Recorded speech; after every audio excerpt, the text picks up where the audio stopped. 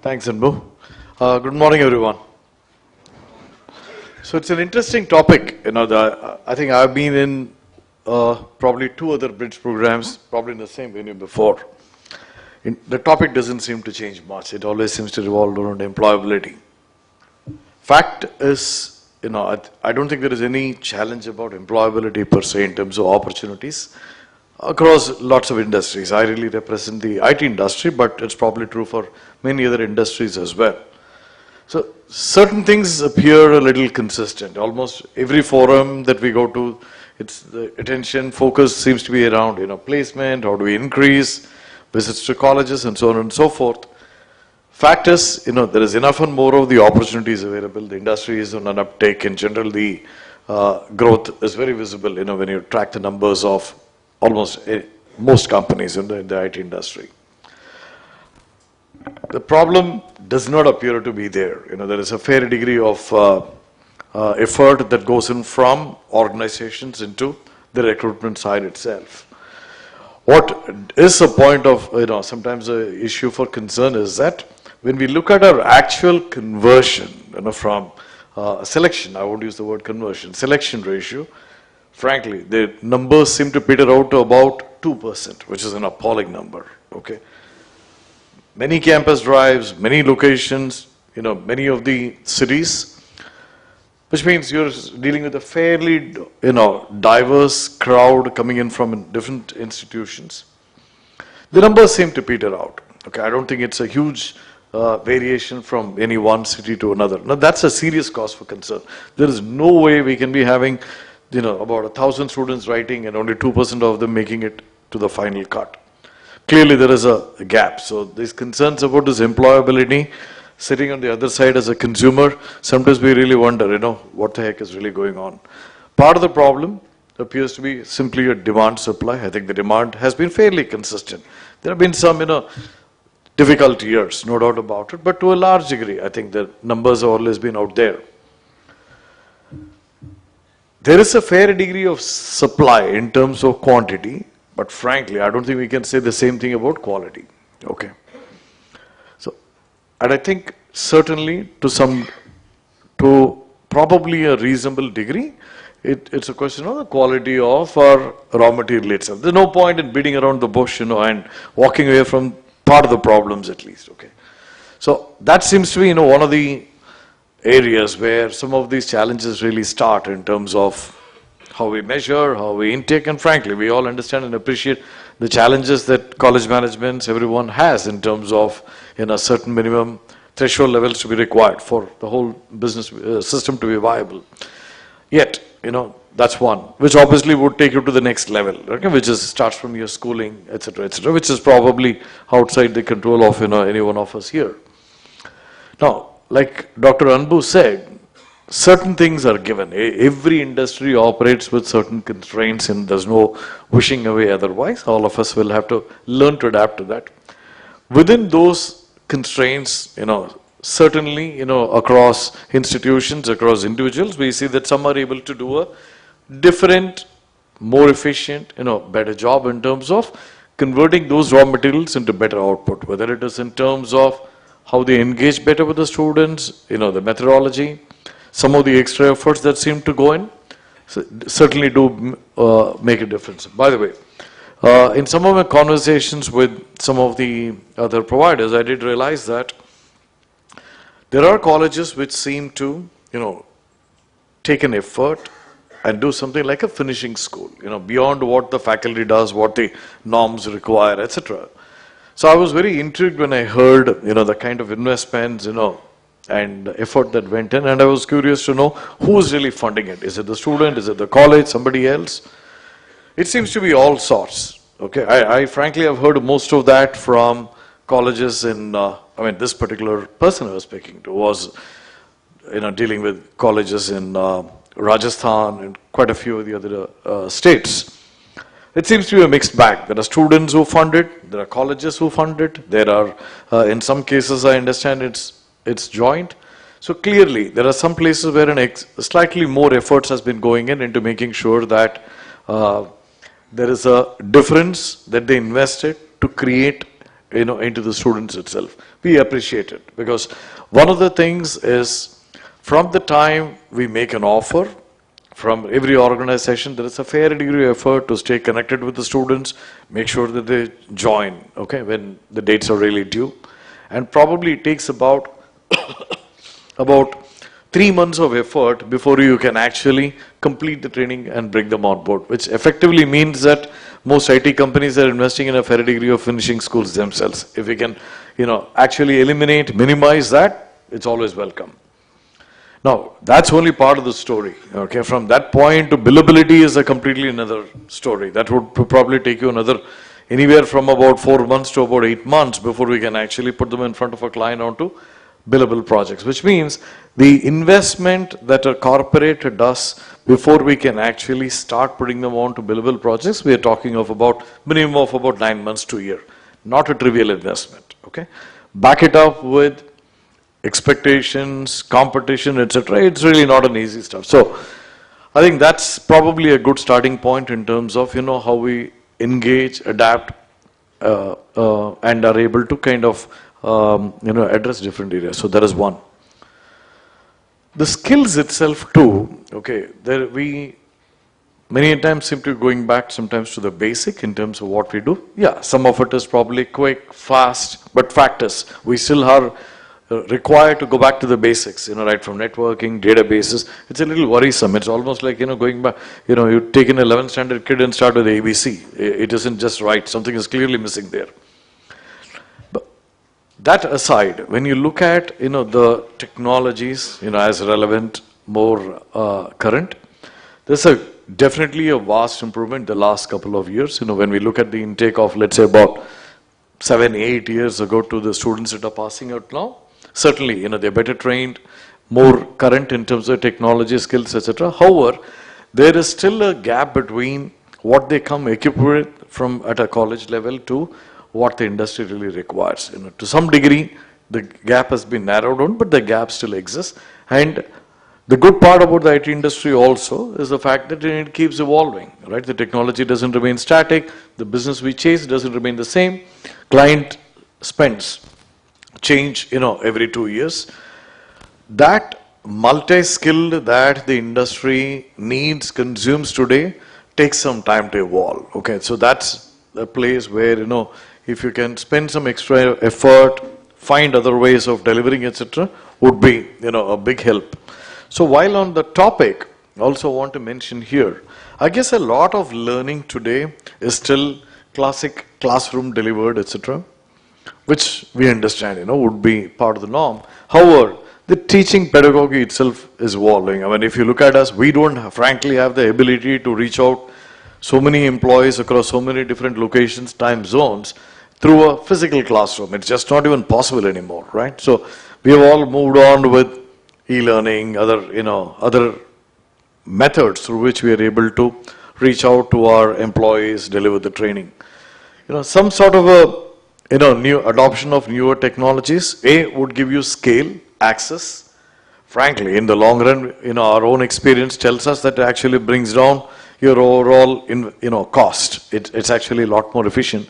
More important, gives a lot of access to a lot of new evolving needs in the industry itself. I don't think it's possible for everyone to stay current, with everything that's emerging today. But there are lots of solutions that are readily available now, and in my responsibility, I meet with a number of people, service providers who deliver. It's very impressive in terms of the technology, solution, platforms that are available, that we are able to make available for our own employees, which means it's available as much for others. One of the good things that I have seen, I also happen to work with a lot of leading universities in other locations, okay, in my delivery responsibilities. One of the good things that seem to have caught up well, in these other universities is what I would call, they call adaptive learning. The course is able to switch pace depending on the ability of the students themselves. So there are some who are fast learners, which allow them to go, much faster, get on to many other areas. I think some of those kind of things, if we are able to adapt, broad base, the skills that people come with, it certainly, would help minimize the gap. Now, technology, technical skills, these are all one part of the element. Those are relatively, I mean, they anyway don't stay static, right? And it keeps changing every couple of years. And as people come into the system, we keep cross-skilling or upskilling them as they need. So that's only one part of this aspect. Since on the topic of the employability, one of the key things that we all look for is consistency in performance. It's not about whether the guy has eventually ended up becoming the topper in the college, 90%, 100%.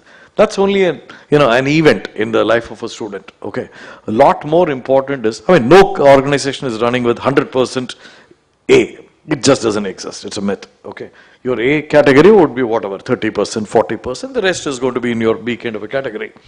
So I guess that's how the intakes would also change. But the key thing here is, how consistent are they, in terms of the performance throughout the years, because that's an indication of how they are likely to be in the future.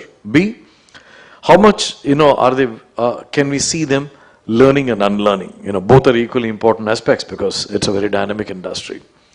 If those two are taken care of, it's, certainly your employability quotient goes up.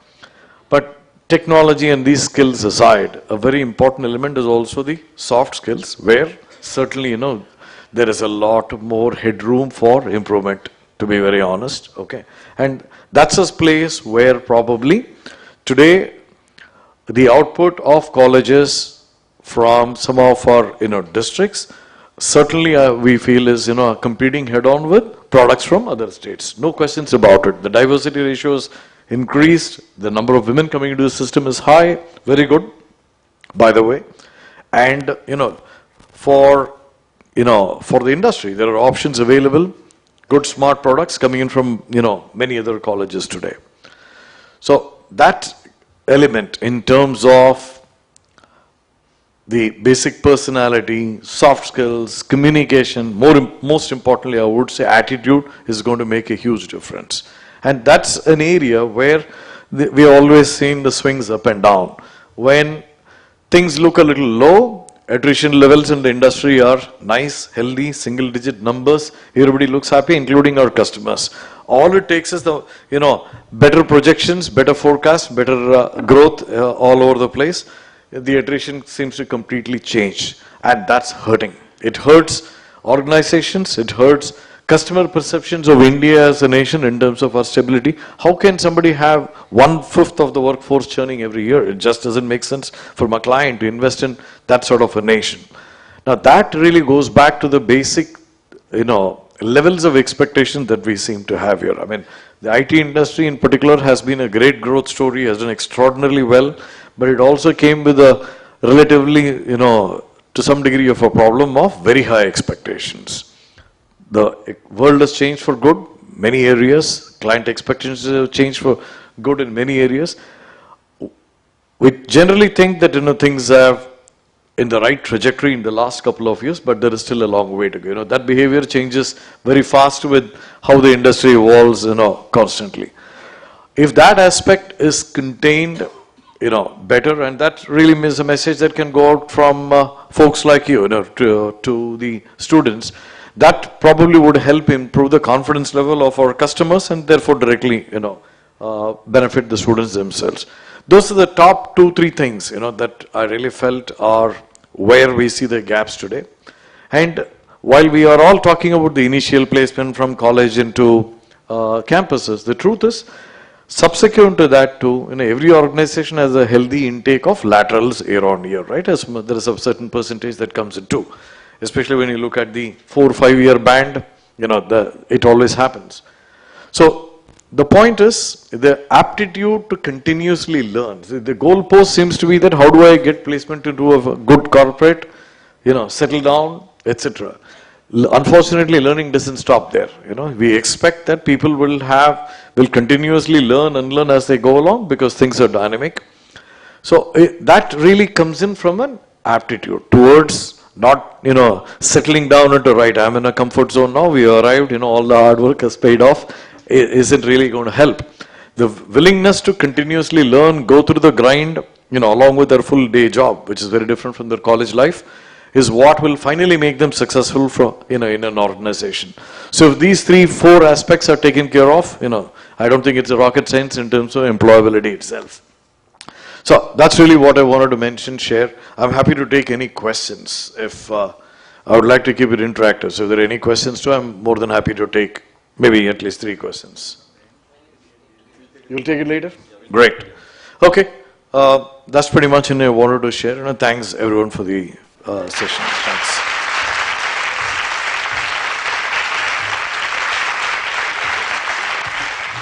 Okay. Couple of logistics things, ground rules, whatever.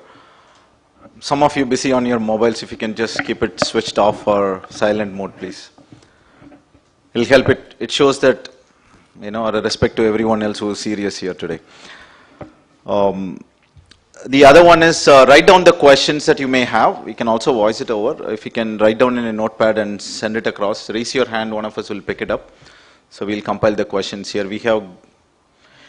We need about 20 questions before we break for lunch. That's a rule we set, right? About 20 questions. So Hanbu would immediately look at his watch. So, okay, but we'll give you enough time, but we still need 20 questions. And and we don't want questions, definitely the questions on when will you come to our campus is not accepted. That's for Sujit to handle in the afternoon. Yeah. Okay, thanks, Senthil, for the points that he has really clarified, and I think couple of them that I wanted to reiterate again is the learning ability, the adapting to the new environment. Business is not static, never was and never will. If at all, it will be more and more intensively dynamic, right? And how do you prepare them to be able to adapt to learning into new environment? And new technology comes, it is not always they have a luxury of 2 weeks time to get trained on it. They have to learn on the go. And that ability is in your hands.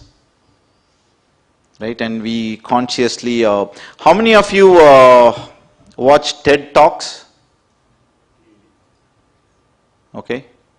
Some full hands going up, some half, some still debating whether to raise or not. I'm not going to ask questions on TED Talk. There is Sir Ken Robinson who talks about creativity. He did a lot of research. Some of you might have seen it. If you have not, please do take a look at it. He has done a lot of research on creativity and how it sort of evolves from our childhood. Right? Or we have forgotten the creativity for various reasons. Okay, so he talks about in childhood how our creativity is at the highest. Right? We know it. You give them Lego blocks and you will make wonders out of it. You give them a crayon and a piece of paper, you create wonders. It goes on from 98% according to his research at 6 to 8 years age. And he has done that with young adults. Adolescent age, about 50%. 50%. Okay. And at a full grown adult, do you know how much it is? Any guesses? You get to have lunch quickly. Whoever gives a good answer, closest answer. 5%. Okay, so that gentleman can be, okay. Close. It's 2%, friends. 2%. And thanks to the high school system, higher secondary school system, all of the gentlemen and ladies here, and then finally all of us here. The corporate finally kills it. It's because we don't allow them to ask questions. How many of us as faculty genuinely allow them to ask questions that we may not have answers to? That we may not have answers to. Thank you. Google G is our savior, right? But enemy actually, because the same Google page you go to, the students go to the same pages, except that they go a little ahead of you. Unfortunately, because you don't have the time. They are hyper connected. Right? So, I think when Senthil was talking about learning ability, that was the thing that came to my mind. It's about how do you actually allow them to ask questions. Questions after questions. The whys and the why nots. That's when the learning ability increases. And then that leads to that speciality mindset. That's very critical right now. If you're going to generate Java programmers out of your engineering college, the high schools are going to make you run for your money, believe me or not. There are 10th grade kids who are good at Java. It's just that the corporate policy doesn't allow us to hire 10th and 12th grade. That's a saving grace currently. And I don't see it changing with so many CEOs and entrepreneurs coming out of teenage groups. Right? It may not change now, but it may eventually change, and then we are all in trouble. Okay? So, one thing I wanted to mention is there's a famous quote where this gentleman, I don't remember the name, he says, the only thing that comes between me and my learning is my education. That's the only thing that's stopping me from learning is my education. And we are all in that business. So please remember that when you walk into your classroom next. With that, let me invite Mr. Muthukumar. He's got some interesting perspective to give you from non-IT. Okay, he's from TAFE, Group HR. Please, Muthu.